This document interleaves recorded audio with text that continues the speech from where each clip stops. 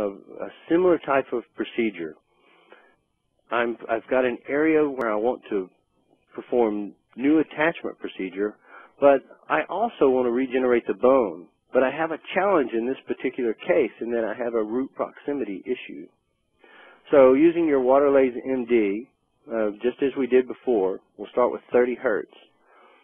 And as you see that I'm probing, what we're going to find is between the canine and the lateral incisor, the roots actually come into contact.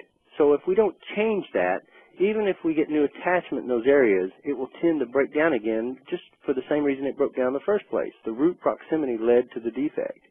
So we have to address both the initial cause of the bone loss and correct the problem. So again, in this video, I start by denuding the epithelium on the surface of the gingiva, and then I begin by troughing. And again, when you start doing these in your own office, you want to wear loupes and you want to see the tissue actually vaporize or ablate under the tip as you migrate down the surface of the root. As you see, I'm moving back and forward slowly, and with loupes, I can see this tissue disappearing as I'm moving. Again, I'm just troughing around the surface of the tooth to remove the lining epithelium. This does two things.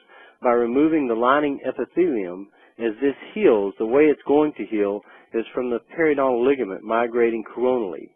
And the epithelium from the outside of the flap will start migrating over the free gingival margin and down into the pocket. When the epithelium makes contact with the periodontal ligament cells that are moving coronally, you'll have contact cell inhibition.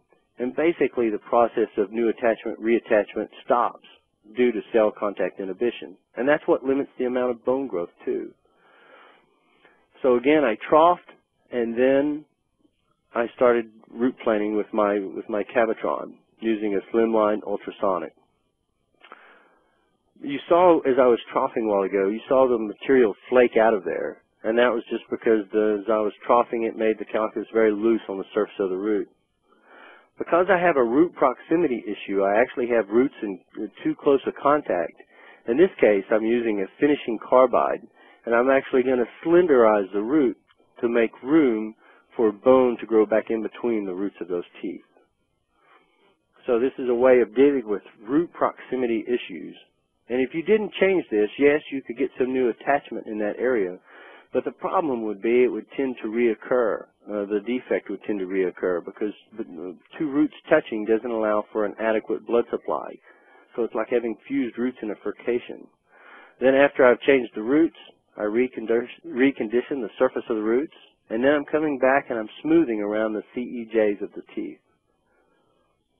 I'm smoothing around the CEJs to prevent plaque from reattaching.